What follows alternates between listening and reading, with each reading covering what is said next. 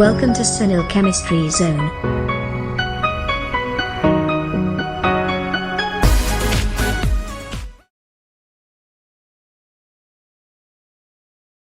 નમસ્તે વિદ્યાર્થી મિત્રો, આજનો આપણો નેક્સ્ટ લેક્ચર છે હાઇડ્રાઇડ સંયોજનો વિશે. આપણા ચેપ્ટર નંબર 9 જે છે હાઇડ્રોજનનું ચેપ્ટર, એ હાઇડ્રોજનના ચેપ્ટરમાં હાઇડ્રોજનનો જે પોઈન્ટ છે એમાંથી સૌથી મોસ્ટ ઇમ્પોર્ટન્ટ જે ક્વેશ્ચન જેને કહી શકાય, જે JEE નીટ બંને માટે ઉપયોગી પણ છે. સાથે સાથે આપણી જે એક્ઝામ્સ લેવાતી હોય એ એક્ઝામ્સમાં પણ અહીંયાથી શોર્ટ ક્વેશ્ચન્સ થિયરી બેઝમાં પૂછાતા હોય છે. તો આને આપણે JEE નીટની એન્ટ્રન્સ એક્ઝામને રિલેટેડ ઇમ્પોર્ટન્ટ ક્વેશ્ચન છે એવું માનીને જ આપણે આને તૈયારી કરવાની છે. જે ટોપિક આપેલો છે બહુ ઇઝી છે, થોડો સમજવો પડે એવો છે અને એ સમજૂતીને આપણે યાદ રાખવાની છે. તો આજનો આપણો ટોપિક છે એને સ્ટાર્ટ કરીએ છીએ, હાઇડ્રાઇડ સંયોજનો.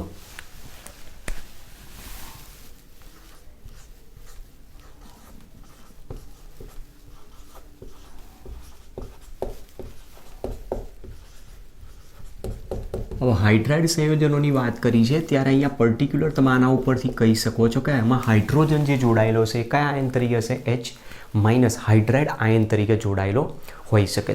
હવે આમાં પર્ટિક્યુલર તમારે એક બીજો પોઈન્ટ પહેલાં તો સૌથી પહેલો ધ્યાન રાખવાનો કે આવર્ત કોષ્ટકની અંદર ઘણા બધા તત્વો આપેલા છે, ઘણા બધા સમૂહના તત્વો છે, પણ બધા જ હાઇડ્રાઇડ સંયોજનો બનાવે છે એવી જરૂરી નથી. એમાં એક્સેપ્શન તમારે પહેલું ધ્યાન રાખવાનું કે કોણ હાઇડ્રાઇડ નથી બનાવી શકતું. તો એક્સેપ્શન અહીંયા હું લખી દઉં છું. એક તો સૌથી પહેલાં ઇન્ડિયમ, થોરિયમ અને ઉમદા વાયુઓ, ઉમદા વાયુ તત્વો હાઇડ્રાઇડ બનાવતા નથી, એટલે કે હાઇડ્રાઇડ સંયોજનો બનાવતા નથી.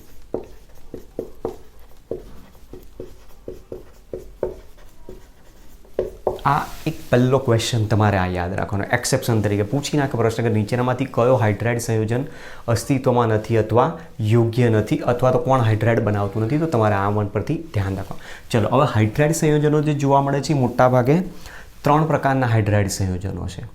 સૌથી પહેલો પ્રકાર નંબર 1 છે આયનીય હાઇડ્રાઇડ. આયનીય હાઇડ્રાઇડ અથવા જેને બીજું કહેવાય છે ક્ષારીય હાઇડ્રાઇડ.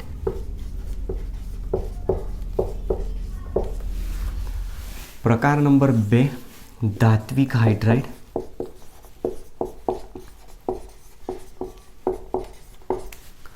અથવા આંતરાલીય હાઇડ્રાઇડ અથવા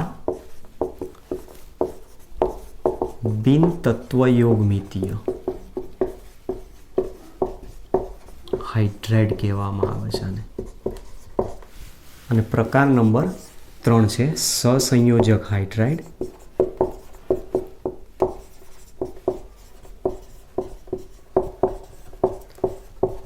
અથવા આણ્વીય હાઇડ્રાઇડ.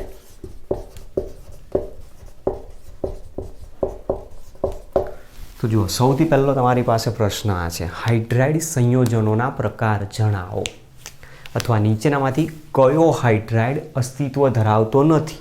તો તમને આ ખબર હોવા જોઈએ કે હાઇડ્રાઇડ સંયોજનના પ્રકાર કેટલા છે. તો 3 હાઇડ્રાઇડ છે. એમાં એક જે બતાવ્યો છે જેમાં આયનીય હાઇડ્રાઇડ કીધો છે, મતલબ ત્યાં એક પ્રકારનું આયનિક સંયોજન બનતું હશે એવું આપણે આના પરથી અનુમાન કરી શકીએ. બીજું કીધું છે ધાત્વીય હાઇડ્રાઇડ. ધાત્વીય હાઇડ્રાઇડ એટલે એની અંદર ધાતુનો ઉપયોગ કરેલો છે કે જેમાં એના આંતરાલીય સ્થાનની અંદર હાઇડ્રાઇડ આયન જોડાયેલો હોય. અને ત્રીજો કીધો છે સહસંયોજક હાઇડ્રાઇડ કે જે સહસંયોજક પ્રકારના બંધ બનાવતા હોય. કોણ બનાવે છે એ બધું આપણે ભણી ગયા છે અને આણ્વીય હાઇડ્રાઇડ તરીકે નામ આપ્યું છે. ચલો જોતા જઈએ. સૌથી પહેલો પોઈન્ટ આપેલો છે આયનીય હાઇડ્રાઇડ જેને કીધું છે.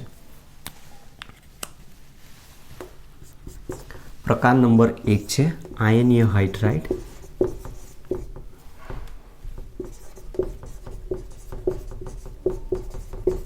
અથવા ક્ષારીય હાઇડ્રાઇડ.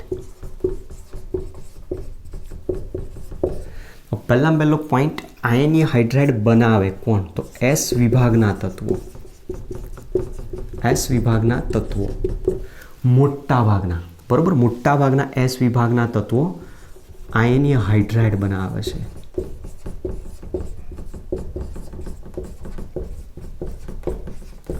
એસ વિભાગના તત્વો એટલે સમૂહ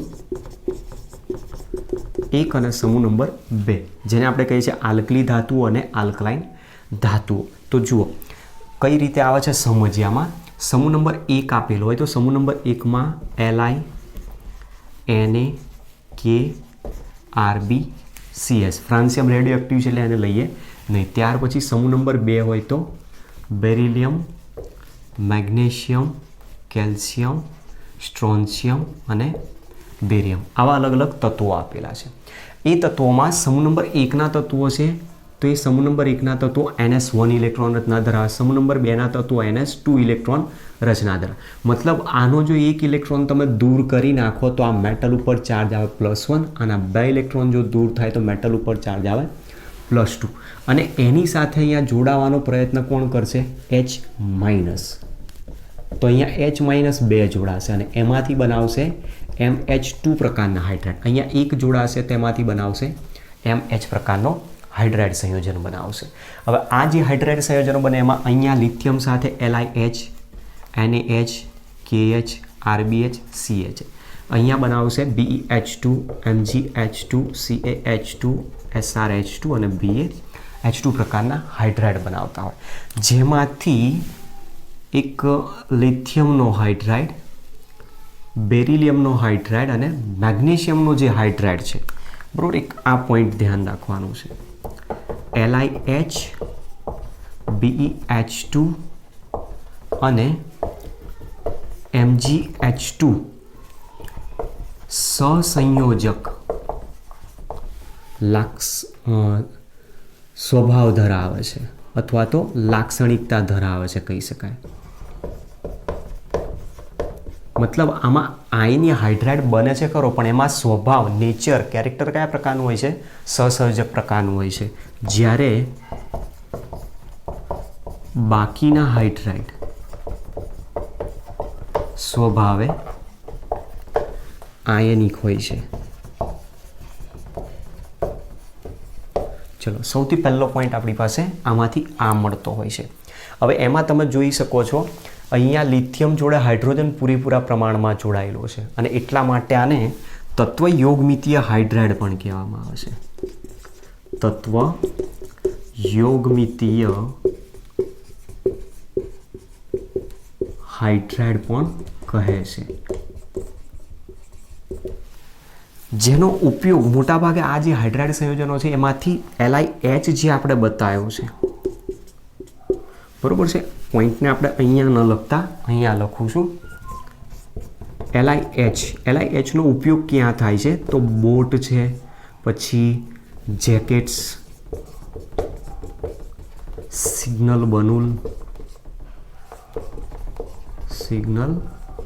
બલૂન વગેરે બનાવવા તેનો ઉપયોગ થતો હોય છે. એમાંથી પણ આપણી પાસે જે હાઇડ્રાઇડ સંયોજનો બતાવ્યા છે એમાંથી BeH2 અને MgH2 પોલિમેરિક પ્રકારનું બંધારણ ધરાવે છે. પોલિમેરિક પ્રકારનું બંધારણ ધરાવે છે. મતલબ BeH2 n times MgH2 n times પ્રકારનું આમાં હોઈ શકે છે. ચલો, આ પોઈન્ટ એના આપેલા છે. જોઈએ હજુ બીજા કેટલાક પોઈન્ટ.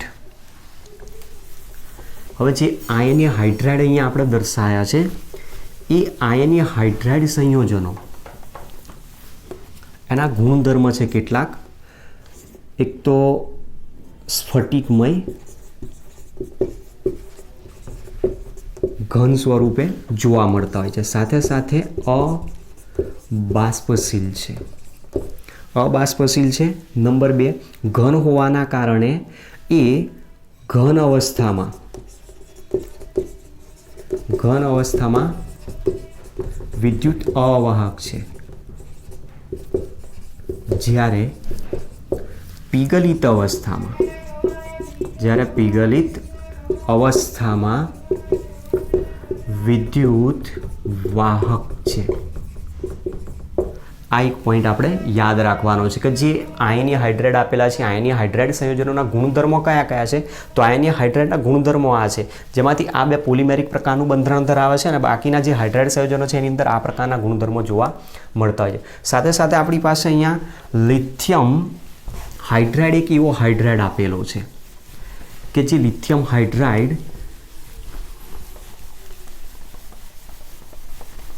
LiH ની જે વાત કરું છું, લિથિયમ હાઇડ્રાઇડની પ્રક્રિયા Al2Cl6 સાથે કરવામાં આવે અથવા લિથિયમ હાઇડ્રાઇડની પ્રક્રિયા B2H6 સાથે કરવામાં આવે. બરાબર, તમે આની અંદર જોઈ શકો છો કે જ્યારે લિથિયમ હાઇડ્રાઇડની એલ્યુમિનિયમ ક્લોરાઇડ સાથે પ્રક્રિયા કરવામાં, જે આપણને એકચ્યુઅલી પોઈન્ટ કહેવા શું માગે છે કે લિથિયમ હાઇડ્રાઇડ Cl2 F2 અને Cl2 ની વાત કરે છે. F2 અને Cl2 સાથે એલ્યુમિનિયમ અને ક્લોરીન સાથે અપ્રતિક્રિયાત્મક છે. એટલે એ આની સાથે પ્રક્રિયા ઇઝીલી નથી આપી શકતો. તો પછી આપણે આવા સંયોજનો સાથે પ્રક્રિયા, જેમાં LiHની પ્રક્રિયા Al2Cl6 સાથે કરવામાં આવે તો લિથિયમ એલ્યુમિનિયમ હાઇડ્રાઇડ અને લિથિયમ ક્લોરાઇડ સંયોજન બનાવે. એ જ પ્રમાણે આની પ્રક્રિયા કરવામાં આવે તો લિથિયમ બોરો હાઇડ્રાઇડ સંયોજન બનાવતું હોય છે. લિથિયમ એલ્યુમિનિયમ હાઇડ્રાઇડ, લિથિયમ બોરો હાઇડ્રાઇડ જે બતાવ્યો છે પ્રબળ રિડક્શન કરતા તરીકે વર્તે છે. તો આવા ઉપયોગી કાર્બનિક સંયોજનોમાં જ્યાં રિડક્શન કરતા તરીકેની જરૂર પડે તેવા ઉપયોગી એવા રિડક્શન કરતા પદાર્થોની બનાવટ માટે તમે લિથિયમ હાઇડ્રાઇડનો ઉપયોગ કરી શકો છો. પ્રક્રિયાને બેલેન્સ કરવી છે, એલ્યુમિનિયમને અહીંયાથી બેલેન્સ કરી નાખો. એલ્યુમિનિયમ બેલેન્સ થઈ જાય ત્યાર પછી અહીંયા 4 દુ 8 હાઇડ્રોજન છે. જો 8 હાઇડ્રોજન હોય તો અહીંયા 8 કરી દો. લિથિયમ અહીંયા 8 છે, અહીંયા 2 છે તો અહીંયા મૂકી દો 6. તો ક્લોરીન 6 બેલેન્સ થઈ ગયા. ચલો એ જ પ્રમાણે B2H6 બેલેન્સ કરવા છે, આને પ્રક્રિયાને બેલેન્સ કરો તો બોરોનને બેલેન્સ કરી દો તો અહીંયા 2 કરી દો. હાઇડ્રોજન 4 દુ 8 છે, અહીંયા 6 છે, અહીંયા લિથિયમને 2 કરી દો એટલે પ્રક્રિયા ઓટોમેટિક બેલેન્સ થઈ જાય. તો આ પ્રકારે સૌથી પહેલો આપણને પ્રકાર સમજાવ્યો છે, જેમાં આયનીય હાઇડ્રાઇડ શું છે, ક્ષારીય હાઇડ્રાઇડ શું છે એ સમજાવ. ચલો એ સિવાય એક ક્વેશ્ચન અહીંયાથી બીજો તમારી માટે દર્શાવી દઉં છું. આયનીય હાઇડ્રાઇડની ઉષ્મીય સ્થિરતાનો ક્રમ, આયનીય હાઇડ્રાઇડની ઉષ્મીય સ્થિરતાનો ક્રમ ક્યારેક ક્યારેક આ પણ એન્ટ્રન્સમાં પ્રશ્ન પૂછાતો હોય છે. હવે એમાં ધ્યાન રાખજો, અહીંયા આપણી પાસે આ કીધા છે એ સહસંયોજક પ્રકારનો ગુણધર્મ ધરાવતો, એને છોડી દેવાના હોય છે મોસ્ટલી. જો એ રીતે જોઈએ તો આને મોસ્ટલી આપણે છોડી દઈએ, તો બાકી જે રહ્યા એના ઉપરથી તમે કહી શકો છો. પણ આપણે મોટાભાગે જે ક્વેશ્ચન છે અહીંયા આના પરથી કરવાનો છે. સમૂહ નંબર 1 માટે આમાં ઉષ્મીય સ્થિરતાનો ક્રમ શું આવે? તો ઉષ્મીય સ્થિરતાનો ક્રમ LiH is greater than NaH is greater than KH is greater than RBH is greater than CSH આવશે. સામે જ્યારે આનો આ પ્રશ્નનો પોઈન્ટ આપેલો હોય ત્યારે આ બંનેનો ઉલ્લેખ ત્યાં નથી કરતા. ઉલ્લેખ આનો નથી કરતા તો માત્ર ખાલી આનો ઉલ્લેખ કરતા હોય છે. તો એ પ્રમાણે જો જોવા જઈએ તો CaH2 is greater than SrH2 is greater than BaH2. બાકી જો ક્રમ બતાવે તો ક્રમ આની મુજબ જ આપી શકીએ છીએ. BeH2 is greater than MgH2. આ શું થઈ ગયો? આયનીય હાઇડ્રાઇડની ઉષ્મીય સ્થિરતાનો ક્રમ. તો આપણી પાસે એક આ ક્વેશ્ચન તમારા એન્ટ્રન્સ એક્ઝામ માટે ધ્યાન રાખો. જે આયનીય હાઇડ્રાઇડ છે એમાં સમૂહ નંબર 1 અને સમૂહ નંબર 2 ની આલ્કલી અને આલ્કલાઇન ધાતુઓ એ પ્રબળ વિદ્યુત ધનમય છે અને પ્રબળ વિદ્યુત ધનમય હોવાના કારણે તેઓ સરળતાથી આયનીય હાઇડ્રાઇડ સંયોજનો બનાવી શકતા હોય છે. સાથે સાથે આ જે આયનીય હાઇડ્રાઇડ સંયોજનો આપ્યા છે એનું જ્યારે વિદ્યુત વિભાજન કરવામાં એના પીગલિત દ્રાવણનું આયનીય હાઇડ્રાઇડ તરીકે પીગલિત દ્રાવણનું જ્યારે વિદ્યુત વિભાજન કરવામાં આવે તેમાં H માઇનસ આયન છૂટો પડશે.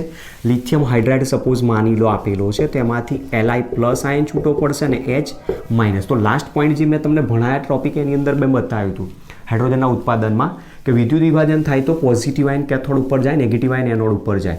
તો અહીંયા H માઇનસ આયન એનોડ તરફ જશે અને એનોડ તરફ જશે એમાંથી હાઇડ્રોજન ગેસ ઉત્પન્ન કરાવશે. અને ઇલેક્ટ્રોન મુક્ત કરતો હોય. સાથે સાથે જે આયનીય હાઇડ્રાઇડ આપેલા છે એ આયનીય હાઇડ્રાઇડ પાણી સાથે પ્રબળ વિસ્ફોટક પ્રક્રિયાઓ આપે છે.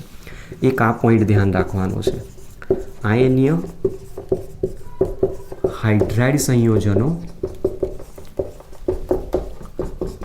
પાણી સાથે વિસ્ફોટક પ્રક્રિયા આપે છે, જેના કારણે તમે જોઈ શકો છો. જુઓ, LiHની જ્યારે પાણી સાથે પ્રક્રિયા કરવામાં આવે તો LiH પાણી સાથેની પ્રક્રિયાથી LiOH બનાવશે.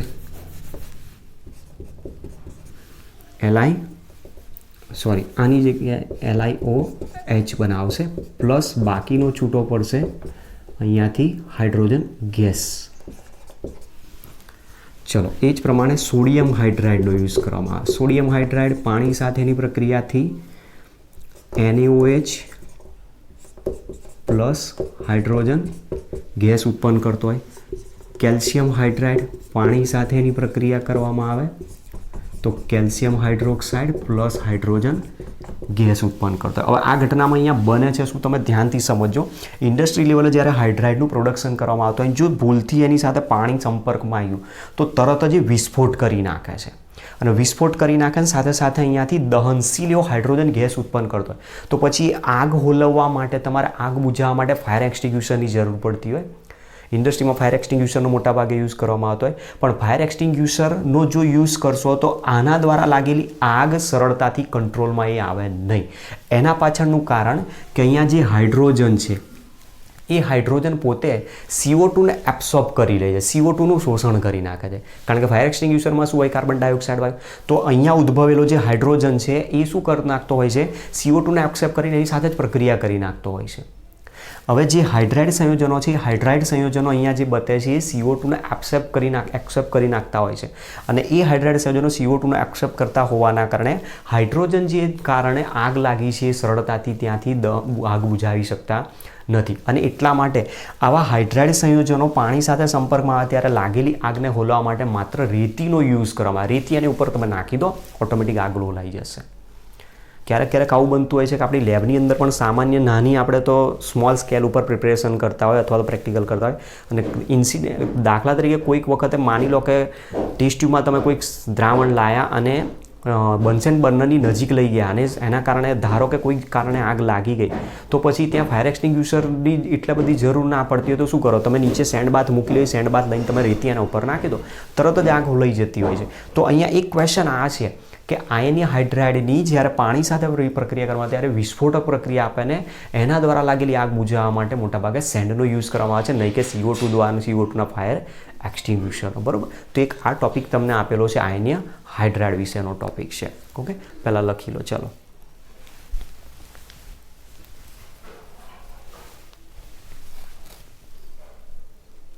ઓકે.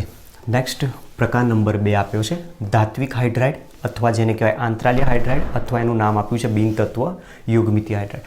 પહેલાં અહીંયા પોઈન્ટ તમે જોઈ શકો છો. અહીંયા મેં કેટલાક હાઇડ્રાઇડ સંયોજનો લખ્યા. જે હાઇડ્રાઇડ સંયોજનોમાં અહીંયા લેન્થેનમ, ઇટર્બિયમ, નિકલ, વેનેડિયમ ધાતુઓ લખેલી છે અહીંયા. અને એ પણ તમે જોઈ શકો છો સંક્રાંતિ ધાતુઓ આપેલી છે.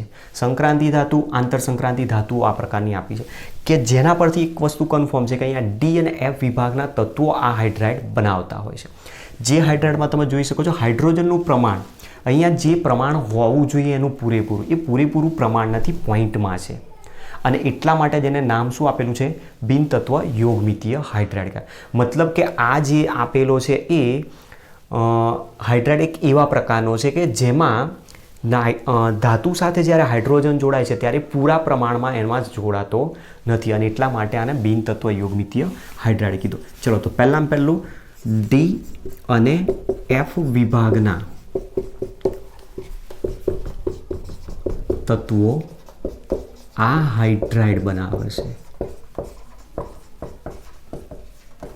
તો D અને F વિભાગના તત્વો આ હાઇડ્રાઇડ બનાવે છે એવું આપણને કહેવામાં આવ્યું છે. અને અહીંયા કીધું છે કે તે બિન તત્વ યોગમિતીય હાઇડ્રાઇડ છે. અને એના પાછળનું રીઝન હોવાના કારણે જ અહીંયા કહી શકાય કે તે નિશ્ચિત સંરચનાના નિયમનું પાલન કરતું નથી. નિશ્ચિત સંરચનાના નિયમનું પાલન કરતા નથી. ચેપ્ટર નંબર 1 તમે ભણી ગયા છો તે અલગ અલગ પ્રકારના 4 નિયમો આવતા હતા. એની અંદર આ નિશ્ચિત સંરચનાનો નિયમ આપણને સમજાવેલો છે. હવે મેઇન પોઈન્ટ અહીંયા આની અંદર સમજવાના છે આપણે. મેઇન પોઈન્ટ કવર કરી લો એટલે તમારી થિયરી કમ્પ્લીટ થઈ જાય. પોઈન્ટ હવે નેક્સ્ટ શું આવશે આની અંદર કે સમૂહ ડી અને એફ વિભાગની વાત કરી. ડી અને એફ વિભાગની વાત છે તો ડી વિભાગ ક્યાં છે? 3 થી 12માં છે. સમૂહ નંબર 3, 4 અને 5 અથવા તો પહેલાં અહીંયા હું પોઈન્ટ તમને સમજાવી દઉં છું કઈ રીતે છે. જુઓ, એક ડી વિભાગ છે તો SC, TI, V, CR, MN, FE, CO, NI, CU. ઝેડને અહીંયા નહીં લઈએ, બરાબર. 12thની અંદર તમને ખ્યાલ આવી જશે કે ઝીંકને શા માટે પ્રથમ સંક્રાંતિ શ્રેણીનું તત્વ ગણવામાં આવતું નથી. જેમાં આ સમૂહ નંબર 3, 4, 5, 6, 7, 8, 9, 10 અને સમૂહ નંબર 11 આપેલો છે. તો આ વસ્તુ તમારે ધ્યાન રાખવાની કે કયા સમૂહનું તત્વ અહીંયા મેં દર્શાવેલું છે. જેના પરથી તમે જોઈ શકો છો કે સમૂહ નંબર 3, 4 અને 5 આની નીચે પણ બીજા તત્વો આપેલા હોય છે, બરાબર. કારણ કે આ જે આપેલો છે આપણને ચોથો આવર્ત છે, તો 5મો, 6, 7મો આવર્ત એ રીતે પણ છે આપેલા. એના પરથી અહીંયા હું સમજાવવા જે પ્રયત્ન કરું છું કે સમૂહ નંબર 3, 4, 5ના બધા જ તત્વો આ હાઇડ્રાઇડ બનાવે છે, એટલે કે ધાત્વિક હાઇડ્રાઇડ બનાવે છે. ધાત્વિક હાઇડ્રાઇડ બનાવે છે. ત્યાર પછી અહીંયા જે આપેલો છે એ તમારે ધ્યાન રાખવાનું. સમૂહ નંબર 6 થી 9 એમાં સમૂહ નંબર 6માં માત્ર ક્રોમિયમ એકલો હાઇડ્રાઇડ બનાવે છે. સમૂહ 6માં માત્ર ક્રોમિયમ હાઇડ્રાઇડ બનાવે છે, જેને આપણે CrH તરીકે દર્શાવીએ છીએ. જ્યારે સમૂહ નંબર 7, 8, 9 છે એમાંનું એક પણ તત્વ હાઇડ્રાઇડ બનાવતું નથી અને એટલા માટે આ જે ભાગ છે એને હાઇડ્રાઇડ ગેપ તરીકે ઓળખવામાં આવે છે. એક આ મોસ્ટ ઇમ્પોર્ટન્ટ પોઈન્ટ છે આનો, જે ક્વેશ્ચન MCQ અહીંયાથી પૂછાતો હોય છે. સમૂહ નંબર 7 થી 9ના તત્વો હાઇડ્રાઇડ બનાવતા નથી, તેથી તેને હાઇડ્રાઇડ ગેપ તરીકે ઓળખવામાં આવે છે.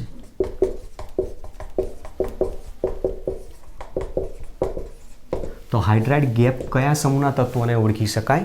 એક MCQ આ પૂછે છે, બીજો એક MCQ અહીંયાથી પૂછાતો હોય છે. ક્લિયર? તો આટલો પોઈન્ટ આની અંદર સમજાવ. બીજું આની અંદર ધ્યાન રાખવા જેવું છે કે પ્લેટિનમ, પેલેડિયમ, સીરિયમ અને નિકલ જે ધાતુઓ આપેલી છે એ ધાતુઓના જ્યારે બંધારણની આપણે વાત કરીએ તો ધાતુનું બંધારણ આ રીતે એમાં ગોઠવણી થતી હોય. એમાં પરમાણુઓની ગોઠવણી આ રીતે હોય છે.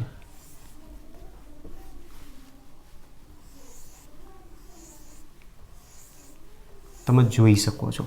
એમાં જે 3 પરમાણુની વચ્ચે એક જે બંધારણ જે છિદ્ર દેખાય છે આ ભાગ એને કહેવાય આંતરાલીય સ્થાન.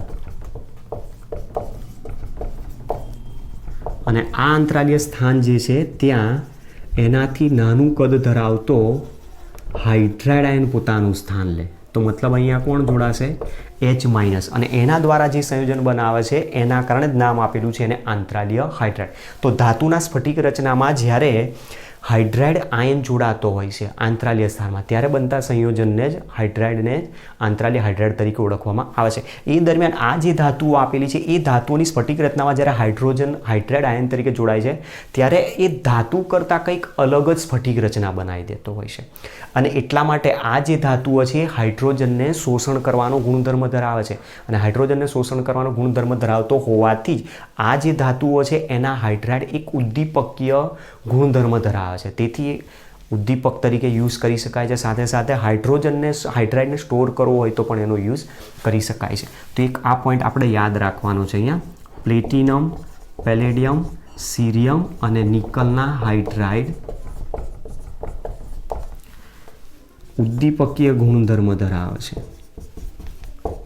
ઉદ્દીપકીય ગુણધર્મ ધરાવે છે. તો ઇન્ડસ્ટ્રીની અંદર ઉદ્દીપક તરીકે જ્યારે યુઝ કરવો હોય તો તમે આનો હાઇડ્રાઇડનો યુઝ કરી શકો છો. તો આપણી પાસે 3 પોઈન્ટ આવી ગયા. ધાત્વિક, ધાતુ જોડાય છે હાઇડ્રોજન સાથે એટલે ધાત્વિક હાઇડ્રાઇડ કીધો છે એવું આપણે આના ઉપરથી નામ એને આપી શકીએ છીએ. બરાબર. તો આ પોઈન્ટ આપેલો છે હાઇડ્રાઇડનો પ્રકાર નંબર 2. પછી પ્રકાર નંબર 3 સહસંયોજક હાઇડ્રાઇડ અથવા આણ્વીય હાઇડ્રાઇડ. એક આ પોઈન્ટ આપણા માટે મોસ્ટ આઈએમપી છે. આમાંથી સીધો ક્વેશ્ચન પૂછી નાખે છે. આણ્વીય હાઇડ્રાઇડ વિશે સમજાવો, અથવા MCQમાં પણ આમાંથી ઘણા બધા ક્વેશ્ચન્સ પૂછાતા હોય છે. તો અહીંયા આપણે પોઈન્ટ હવે એ ધ્યાન રાખવાનો છે કે એક શબ્દ અહીંયા વાપરેલો છે સહસંયોજક હાઇડ્રાઇડ અને આણ્વીય. મતલબ અહીંયા સહસંયોજક બંધ ધરાવતા જે તત્વો છે, જે સહસંયોજક બંધ બનાવી શકે એવા તત્વો વિશેની વાત કરી. તો સહસંયોજક બંધ કોણ બનાવી શકતા હોય? P બ્લોક એલિમેન્ટ બનાવતા હોય. તો પહેલો પોઈન્ટ આના ઉપરથી આપણે કહી શકીએ કે P વિભાગના તત્વો, P વિભાગના તત્વો અને કેટલાક S વિભાગના તત્વો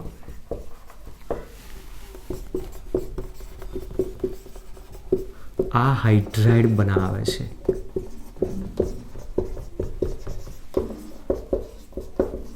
S વિભાગના કયા છે? મેં પહેલાં જ કહી દીધું આગળ જ. બરાબર. પહેલી થિયરી જે પોઈન્ટ આવી ગયો એમાં આપણે બતાવ્યું કે જે સહસંયોજક ગુણધર્મ ધરાવી શકતા હોય છે એવા. ચલો હવે આની અંદર જે સહસંયોજક હાઇડ્રાઇડ છે, સહસંયોજક હાઇડ્રાઇડના અલગ અલગ પ્રકાર દર્શાવેલા છે. 3 પ્રકાર છે અલગ અલગ. એને 3 ભાગમાં વર્ગીકરણ કરવામાં આવે છે. એમાંનો એક પ્રકાર છે જેને નામ આપ્યા છે ઇલેક્ટ્રોન ઉણપ ધરાવતા હાઇડ્રાઇડ. બીજો પ્રકાર છે પૂરતા ઇલેક્ટ્રોન ધરાવતા હાઇડ્રાઇડ. અને ત્રીજો પ્રકાર છે વધુ ઇલેક્ટ્રોન ધરાવતા હાઇડ્રાઇડ. તો આપણી પાસે આ પોઈન્ટ ધ્યાન રાખવાનો છે. સહસંયોજક હાઇડ્રાઇડના કયા કયા પ્રકાર છે? સહસંયોજક હાઇડ્રાઇડના પ્રકાર. ચલો હવે આમાં સમજવાનો પ્રયત્ન કરીએ. ઇલેક્ટ્રોન ઉપલબ્ધ ધરાવતા મતલબ ઇલેક્ટ્રોન ડેફિશિયન્ટ કહેવાય. પૂરતા ઇલેક્ટ્રોન ધરાવતા મતલબ ઇલેક્ટ્રોન પ્રિસાઇઝ કહી શકાય. અને વધુ ઇલેક્ટ્રોન ધરાવતા મતલબ ઇલેક્ટ્રોન રીચ, જેના માટે આપણે શબ્દ વાપરતા હોઈએ છીએ. ઇલેક્ટ્રોન ડેફિશિયન્ટ આને કહેવાય છે ઇલેક્ટ્રોન પ્રિસાઇઝ, અને આને કહેવાય છે ઇલેક્ટ્રોન રીચ હાઇડ્રાઇડ. ચલો હવે ઇલેક્ટ્રોન ઉણપ ધરાવતા હાઇડ્રાઇડ કોણ બનાવતા હોય? P વિભાગમાં રહેલા કે જેની સાથે તમે જ્યારે હાઇડ્રોજનને જોડો ત્યારે એનું અષ્ટક કમ્પ્લીટ થતું ન હોય. મતલબ સમૂહ નંબર 13ના તત્વો. સમૂહ નંબર 13ના તત્વો હાઇડ્રોજન સાથે જ્યારે જોડાય ત્યારે જે હાઇડ્રાઇડ બનાવે છે એને ઇલેક્ટ્રોન ઉણપ ધરાવતા હાઇડ્રાઇડ કહે છે.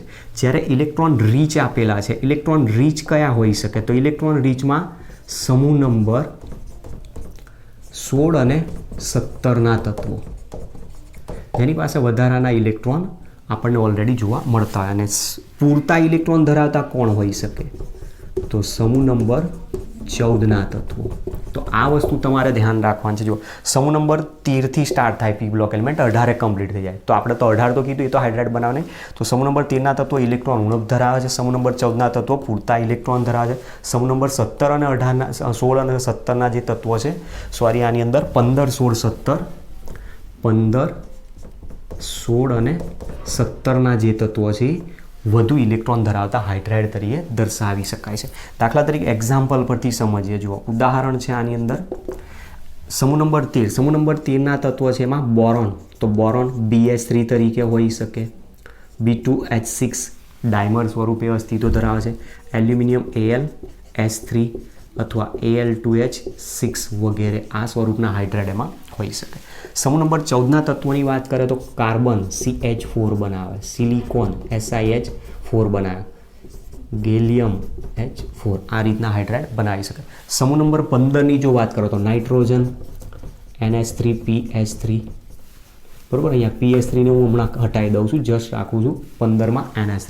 સમૂહ નંબર 16માં ઓક્સિજન તો H2O બનાવે, H2S બનાવે. સમૂહ નંબર 17માં HF, HCl વગેરે આ પ્રકારના અલગ અલગ હાઇડ્રાઇડ સંયોજનો બનાવતા, જેમાં તમે જોઈ શકો છો. જુઓ BH3 છે, BH3 જો હોય તો 3 હાઇડ્રોજન આ રીતે જોડાયેલા હોય. તો બોરોનના તમે જુઓ બાહ્ય કક્ષાની અંદર ટોટલ બંધ 3 થયા એટલે 3 દુ 6 ઇલેક્ટ્રોન છે. તો 6 ઇલેક્ટ્રોન છે તેને અષ્ટક કમ્પ્લીટ કરવા કેટલા ઇલેક્ટ્રોનની ઉણપ થઈ? 2.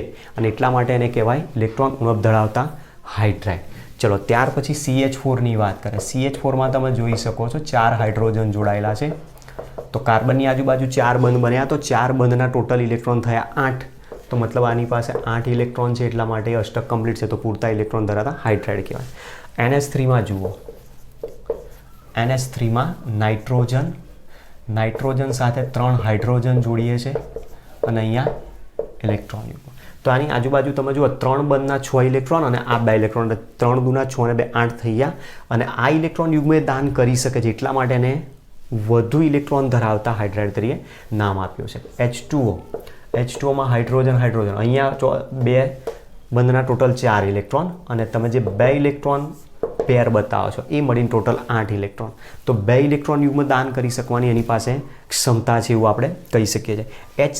HFની જો વાત કરો, HFમાં એની પાસે 3 ઇલેક્ટ્રોન યુગ્મ વધારાના છે, એટલા માટે એને ઇલેક્ટ્રોન રીચ હાઇડ્રાઇડ તરીકે નામ આપી શકીએ છીએ. હવે આની ઉપરથી જે બીજો ક્વેશ્ચન આપણે સમજવાનો છે, ક્વેશ્ચન એના બોઇલિંગ પોઈન્ટનું છે. જુઓ સમજાવું બોઇલિંગ પોઈન્ટનો ક્વેશ્ચન જે છે.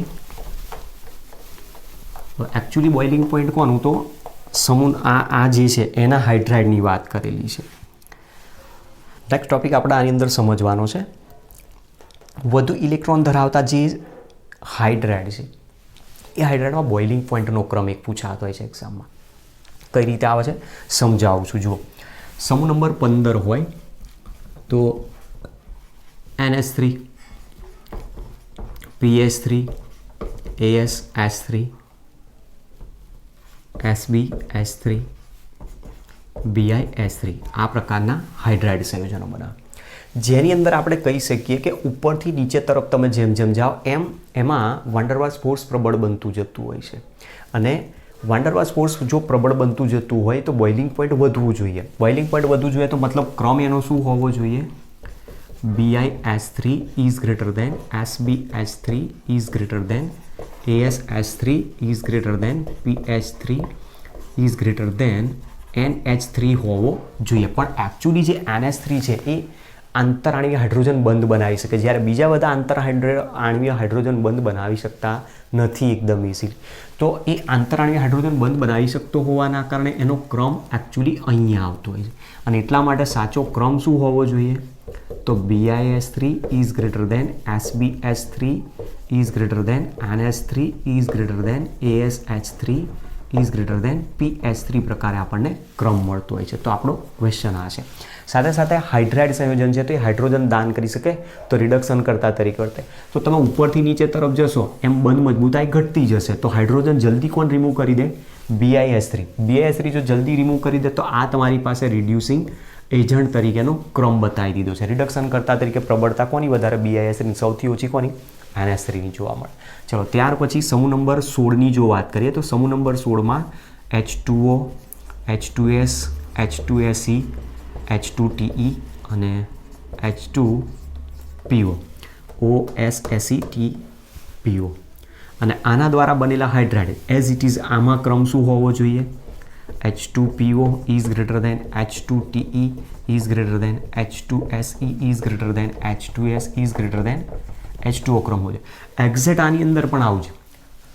આ જે બધા હાઇડ્રાઇડ બતાવ્યા છે સામાન્ય રીતે જોવા જાવ તો આ વાયુ સ્વરૂપમાં અસ્તિત્વ ધરાવતા હોય છે. આ એક પ્રવાહી સ્વરૂપ છે. તો પ્રવાહીની અંદર આંતરાણીય હાઇડ્રોજન બંધ વધારે હોય. એમાં H2S વાયુ છે. આ જે બાકીના બતાવ્યા છે બધા ઘન સ્વરૂપના જો આપણે તો ઘન સ્વરૂપના જે હોય એમાં મોટા ભાગે ઉત્કલન બિંદુ વધારે હોય. જ્યારે આ વાયુ છે અને આ પ્રવાહી છે અને પ્રવાહીમાં પણ NH3 માફક આંતરાણીય હાઇડ્રોજન બંધ બનાવે અને એટલા માટે એ આંતરાણીય હાઇડ્રોજન બંધ પ્રબળતાથી બનાવતો હોવાથી એનો ક્રમ સૌથી પહેલાં આવી જાય અને એટલા માટે જે ક્રમ આવશે H2O is greater than H2PO is greater than H2TE is greater than H2SE is greater than H2S. ક્યારેક આનો યુઝ ઉલ્લેખ નથી કરતા. કેમ કે એ અહીંયા શું છે પોલોનિયમ રેડિયો એક્ટિવ એલિમેન્ટ છે અને રેડિયો એક્ટિવ એલિમેન્ટ હોવાના કારણે મોટા ભાગે આનો ઉલ્લેખ આપણે ન કરીએ તો જે ક્રમ આવવો જોઈએ ક્રમ આપણને આ રીતનો મળશે કે H2O is greater than H2T is greater than H2SE is greater than H2S તરીકે બોઇલિંગ પોઈન્ટ જોવા મળતો હોય છે. તો ધ્યાન રાખજો હાઇડ્રોજન અહીંયા ઓક્સિજન સાથે જોડાય છે એ લિક્વિડ ફોર્મમાં સંયોજન બનાવે છે જ્યારે H2S સાથે જે બનાવ્યો છે એ ગેસિયસ ફોર્મમાં છે. તો બંને હાઇડ્રાઇડ એકબીજાથી આ રીતે એક અલગ પડી શકે છે એવું કહી શકાય છે. ચલો ત્યાર પછી સમૂહ નંબર 17ની જો વાત કરીએ તો HF, HCl, HBr અને HI. તો ક્રમ શું હોવો જોઈએ? HI is greater than HBr is greater than HCl is greater than HF. પણ હાઇડ્રાઇડમાં બોઇલિંગ પોઈન્ટમાં HF અહીંયા સૌથી વધારે બતાવતો. તો therefore HF is greater than HI is greater than HBr is greater than HCl. તો આ પ્રમાણે આપણી પાસે બોઇલિંગ પોઈન્ટનો ક્રમ તમને મળતો હોવો જોઈએ.